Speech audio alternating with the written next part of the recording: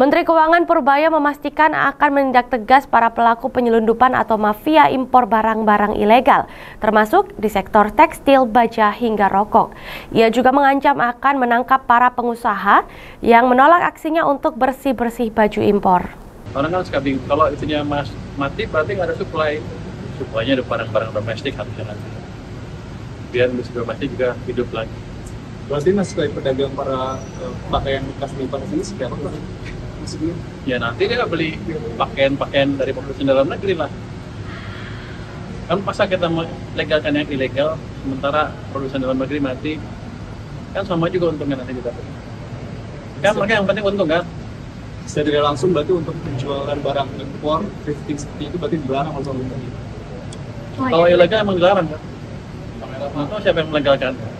Kalau saya pikir sih ilegal harusnya dilarang, kecuali dia bisa legal dengan melalui jalur tertentu. Tapi kalau selama ini kan yang disebut balpres itu kan, itu akan dilarang, dan saya pernah bilang kan, tanya ke orang bea cukai apa hukumannya hanya ditaruh di mereka, barangnya dimusnahkan, terus orangnya di penjara. Saya bilang saya rugi, udah ngeluarin uang buat desain barang, masih makan orang lagi. Jadi nanti barangnya dimusnahkan, orangnya denda, di penjara juga, dan akan di blacklist.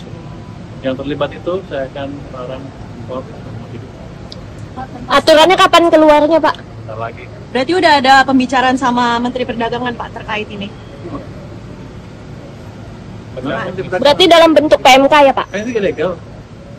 Kenapa mesti bicara dengan Menteri Perdagangan? Emang ada peraturan Menteri Perdagangan yang melegalkan itu?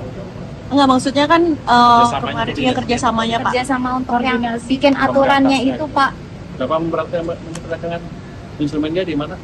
Apa langsung dari Kementerian Keuangan Pak, berarti dari peraturan? Jadi kan bea cukai, berarti kan yang jaga bea cukai nanti kalau di lapangan mungkin yang baru mungkin punya perdagangan, tapi yang saya jaga yang di bea cukai, yang di port masuk, saya fokus di alat-alat yang saya kuasain, bea cukai, pajak, dan lain-lain.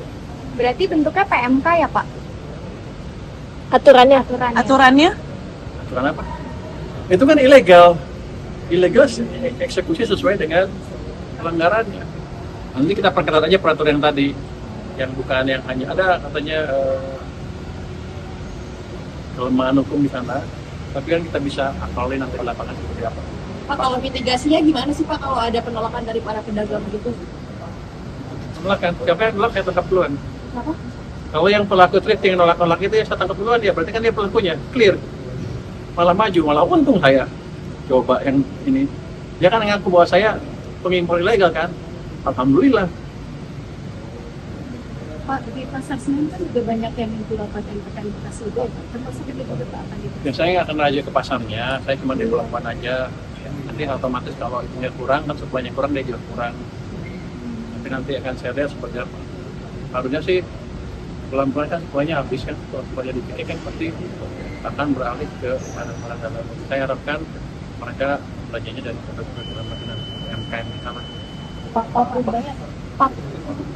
Ini ada tanggapan Pak dari sana bahwa harga komunikasi Bapak lagi Katanya bisa melemahkan pemerintahan, Pak. Tunjukkan ya.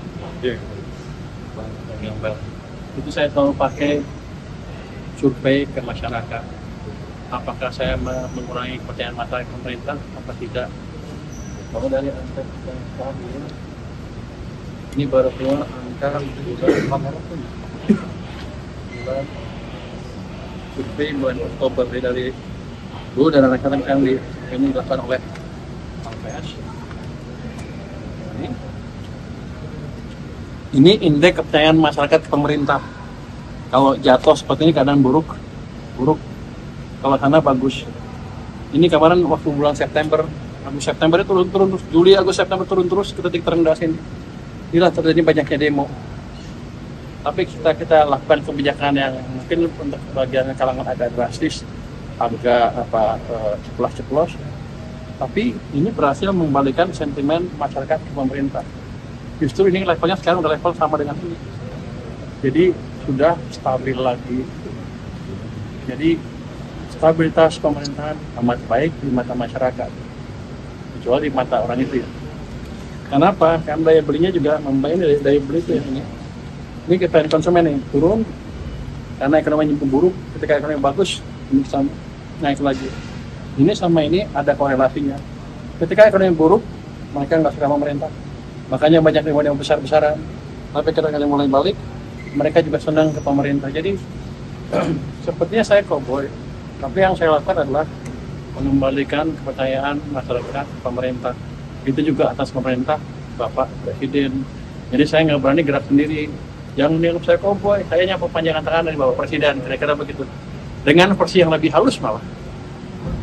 Berarti komentar Bapak terhadap beberapa menteri-menteri di bawah jabat Prabowo Subianto itu harus instruksi dari Presiden juga? Saya pernah bilang ke beliau dan akan pastikan belanjanya tepat waktu. Dia bilang bahwa ahead aja jalan. Kenapa?